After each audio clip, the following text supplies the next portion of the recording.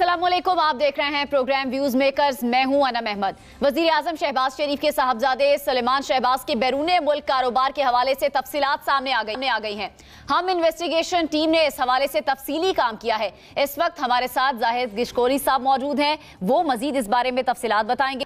साथ ही साथ मैं अपने पैनल का भी इंट्रोडक्शन आपसे करवा देती हूँ। ब्रिगेडियर रिटायर्ड हारिस नवाज साहब ने हमें ज्वाइन किया है। इसके साथ साथ मुजम्मिल सोहरवर्दी साहब, नसीम सिद्दीकी साहब और असद महमूद साहब भी हमें ज्वाइन कर रहे हैं। जाहिद साहब, सबसे पहले मैं आपकी जानिब आऊंगी। ये जो स्टोरी आपने ब्रेक की है, ये स्टोरी है क्या? जरा तफसील से बताएं हमारे नाज़रीन को।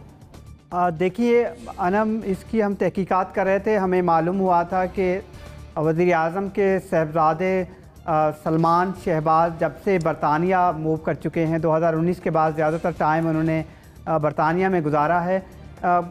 मैं सिर्फ ये जानना चाह रहा था कि बरतानिया में ज़ाहिर है वो एक बिज़नेसमैन है, पाकिस्तान से गए हैं, क्या वो काम कर रहे हैं या क्या उनकी मसरूफियात हैं। तो ये मुझे फरवरी 2022 में मालूम हुआ कि 2 से 3 कंपनियां उन्होंने वहां पर उनकी डायरेक्टरशिप हासिल की, यानी कि 1 साल 3-4 महीने पहले मुझे मालूम हुआ था।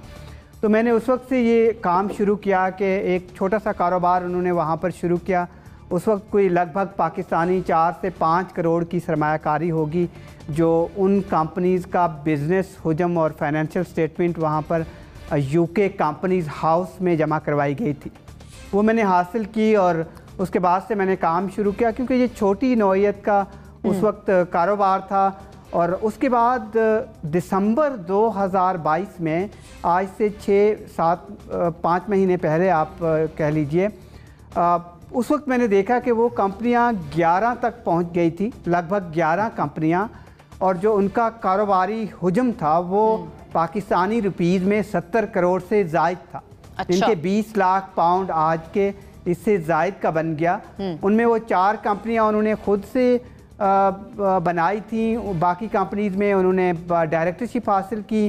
कुछ कंपनीज़ को उन्होंने 2.5 साल तक चलाया, उसके बाद डायरेक्टरशिप छोड़ दी। कंपनी डारमिंट है, और सिग्निफिकेंट जो इंक्रीज़ है इस बिज़नेस को, या जो ज़ाविया है बिज़नेस का, टर्नओवर का, इन कंपनीज़ का, वो जून 2022 के बाद बढ़ा है। उसकी वजह ये है कि 2 कंपनियां उन्होंने डायरेक्टरशिप हासिल की उन कंपनीज़ की, जो कि बरतानवी शहरी, एक बरतानवी शहरी है, वो डायरेक्टर थे इस कंपनी के, और सलमान शहबाज ने जून 2022 में उसकी डायरेक्टरशिप हासिल की। उमर रिटेल लिमिटेड कंपनी है जिसका बिजनेस टर्नओवर 2021 के फाइनेंशियल स्टेटमेंट के मुताबिक 14 लाख पाउंड है, और शेयर होल्डर्स की जो सरमायाकारी है वहाँ पर वो 3.5 लाख पाउंड से ज़ायद है। तो ये सिग्निफिकेंट इंक्रीज़ है। इसके बाद उन्होंने अक्टूबर 2022 में, इनके पिछले साल ही, कंपनियाँ 2 मज़ीद वहाँ पर बनाएं। उनकी फाइनेंशियल स्टेटमेंट उन्होंने अभी जमा करवाना है। डिटेल्स आपके पास ज़ाहिर है पैनलिस्ट वहाँ पर मौजूद है, उन्होंने बात करनी है, टाइम इतना नहीं होगा, मैं डिटेल सारी उनकी भी आपको दे सकता हूँ। और ये यूके कंपनीज़ हाउस जो कि रेगुलेट करता है इस तरह की कारोबारी छोटी नौइयत की कंपनीज़ को बरतानिया में, ये उनकी फाइनेंशियल स्टेटमेंट वहाँ पर जमा करवाए गए हैं, डिटेल्स हैं। और एक इम्पॉर्टेंट बात मैं आपके सामने रखना चाहूँगा कि सलमान शहबाज को मैंने अप्रोच किया था। ठीक, मैंने फरवरी 2022 को अप्रोच किया था कि आप वहाँ पर बिज़नेस शुरू कर चुके हैं, थोड़ा बहुत आप अगर बताना चाहते हैं तो बताइए। मैंने यूके जो नेशनल क्राइम एजेंसी है उनको भी एक सवालनामा भेजा था, क्योंकि उस वक्त आपको याद होगा पिछली गवर्नमेंट में एसेट रिकवरी यूनिट ने सलमान शहबाज के ख़िलाफ़ काफ़ी इन्फॉर्मेशन पाकिस्तान के बिहाफ पर हुकूमत बरतानिया से मांगी थी, उसके बिज़नेस, उसके अकाउंट्स और यूके की जितनी भी एक्टिविटीज़ थी। तो मैंने उनको सवाल भेजा था, तो उस वक्त उन्होंने एक जवाब दिया था।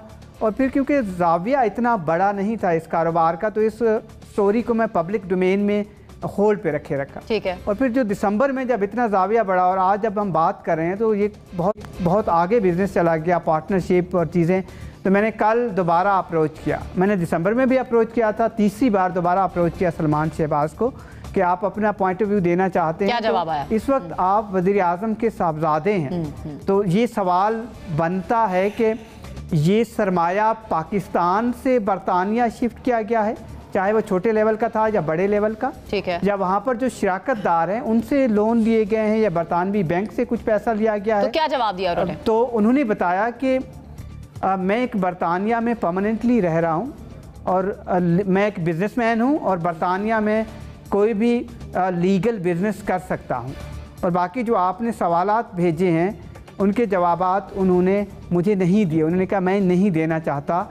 और जी हाँ, मेरे ख़िलाफ़ इन्वेस्टिगेशन उन्होंने कहा शुरू हुई थी। मेरे अकाउंट्स भी फ्रीज़ कर दिए गए थे। 18 महीने तक इन्वेस्टिगेशन हुई। मेरे बिज़नेस के ख़िलाफ़ कोई इन्वेस्टिगेशन नहीं हुई कभी, लेकिन अकाउंट्स पर इन्वेस्टिगेशन स्टार्ट हुई और मैं बाइज़्ज़त वहाँ से बरी हुआ हूँ। मेरे अकाउंट डी फ्रीज़ कर दिए गए हैं, तो मैं लिटिमेट तरीके से यहाँ पर मौजूद हूँ। और एक चीज़ लगती है कि ज़ाहिर है उन्होंने इन तमाम तफसीलात वहाँ बरतानवी जो कि कंपनीज हाउस से दी हुई हैं, तो ये सवाल उठता है कि सरमायाकारी कहाँ से गई, क्योंकि 2020 की अगर आप ये सवाल उठता है जाहिद साहब। अब ये सवाल जो आपने उठाए हैं इनका जवाब तलाश करते हैं, हम अपने पैनल से भी पूछ लेते हैं।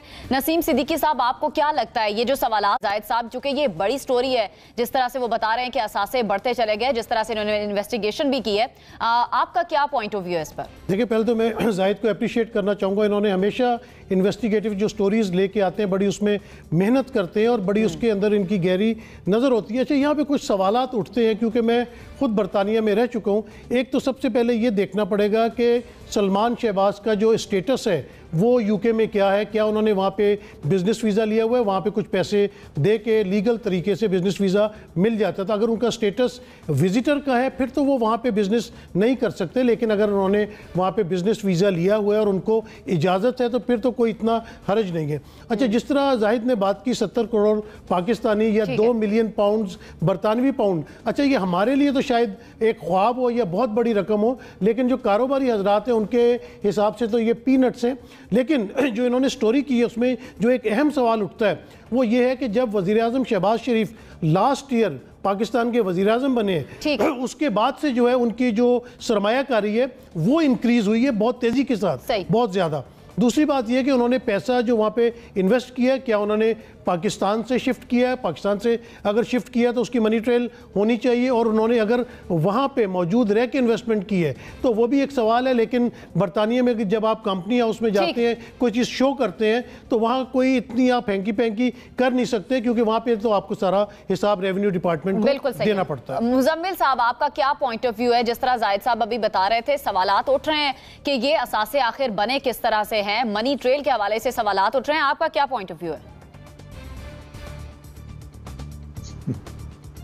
वो एक कारोबारी ख़ानदान है और मैं नहीं समझता 2-3 बार पाकिस्तान ने लंदन में, और ब्रॉडशीट का भी स्कैंडल हमारे सामने है कि आपने एक ख़ानदान के पीछे ब्रॉडशीट कंपनी लगाई और एंड पे पाकिस्तान को उसका नुकसान हुआ। आपने हज़ारों पाउंड जुर्माने में दिए क्योंकि कंपनी कुछ नहीं ढूंढ सकी। फिर ये जो अब जाहिद गश्कोरी साहब बता रहे हैं कि उनके ऊपर नेशनल क्राइम एजेंसी ने जो इन्वेस्टिगेशन की, वो शहजाद अकबर साहब सारे डॉक्यूमेंट्स नेशनल क्राइम एजेंसी के पास लेके गए। उन्होंने उसके ऊपर 18 महीने इन्वेस्टिगेशन की, 5 मुल्कों की मनी ट्रेल ली और उसके बाद उन्होंने एग्जोनरेट कर दिया शहबाज शरीफ और सलमान शहबाज को इमरान खान के दौरे वजारत उज़्मा में ही। सबसे पहली बात है कि ये तमाम तहकीकात शहजाद अकबर साहब ने की, जो बाद में ब्रॉडशीट में वो डेविड रोज़ के ज़रिए बारगेनिंग भी करते रहे, और वो डेविड रोज़ का इंटरव्यू भी आया कि वो ब्रॉडशीट वाले का कि मेरे से पैसे मांगते रहे। फिर उसने नवाज शरीफ से माफ़ी भी मांगी, शरीफ फैमिली से। तो मैं समझता हूँ कि ये हथियार अब बहुत पुराने हो गए हैं। बरतानिया में हमें जो 190 मिलियन पाउंड बरतानिया से आए थे, जो मनी लॉन्ड्रिंग से गए थे और बरतानिया ने पाकिस्तान को वापस किए और पाकिस्तान के कौमी ख़जाने में जमा कराए इमरान खान के दौरे वज़ारत उज़्मा में, क्या वो आज पाकिस्तान के कौमी ख़जाने में हैं? अब जो लूट का माल बरतानिया गया था, दी दरखास्त तो वो भी हसन नवाज के खिलाफ ही गई थी, सही है, लेकिन फिर मुजरिम कोई और निकल आया था और वो पैसे पाकिस्तान को मिले थे। क्या हमने वो लूट का माल जो पाकिस्तान में वापस आया था मनी लॉन्ड्रिंग का, वो पाकिस्तान के खजाने में रखा था या हमने उसको वापस कर दिया था? बिल्कुल सही, जो मुजम्मिल साहब आपका पॉइंट आ गया। सही सही, आपका पॉइंट। एक खानदान की बड़ी बैशिंग हो गई, बड़ी बैशिंग हो गई। ठीक है ठीक है ठीक है, ब्रिगेडियर साहब आप क्या कहेंगे? देखें अना, मेरा पॉइंट ऑफ व्यू ये है कि हर बात पे एफआई इंक्वायरी करता है। Why not hold inquiry? He is a son of a public office holder. Number 2, ये मनी यहाँ से, क्या ये पैसा वहाँ से इस्तेमाल हुआ, यहाँ से हुआ?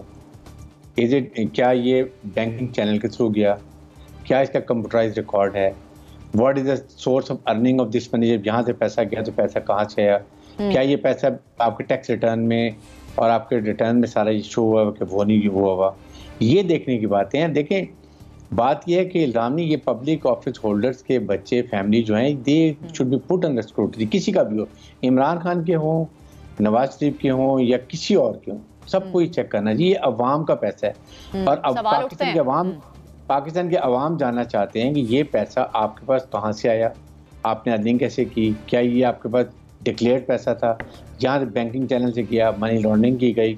These are the question to be asked. Problem ये है कि जब तक आप रूलर हैं, कमांड, आप कोई भी ऐसे होल्डर हैं, फिर ये इंक्वायरी नहीं बाद में खुलती हैं।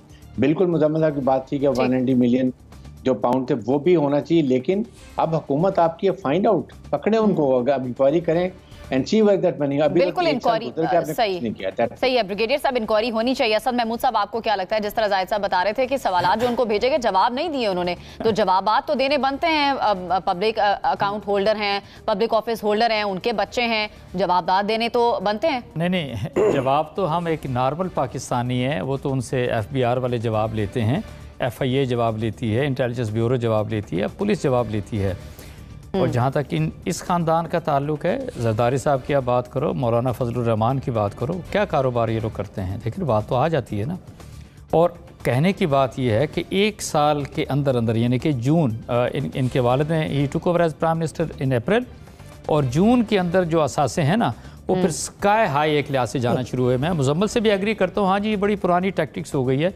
तो मेरा ख्याल है मुजम्मल साहब हर दिन कोई ना कोई चीज़ हमें ऐसी बताते हैं कि नहीं भी आप मट्टी डाल दें, भी इनको छोड़ दें, मतलब पूरा मुल्क इनके हवाले कर दें, ये पूरे मुल्क को ज़बह कर दें, कुर्बान कर दें, लूट मार कर लें, सारा कुछ कर लें, ये इन्हीं का है। ये ना इनके लिए कोई आइन है ना कोई कानून है, ये सारे के सारे अनफॉर्चुनेटली ऐसे ही लोग हैं। इट इज़ नॉट, ये इस वक्त के जो पॉलिटिशियंस की बात करते हैं, सबसे हीनियस किरदार वो तो आपकी ब्यूरोक्रेसी का है, वो आपकी पुलिस का है, and nobody talks about that.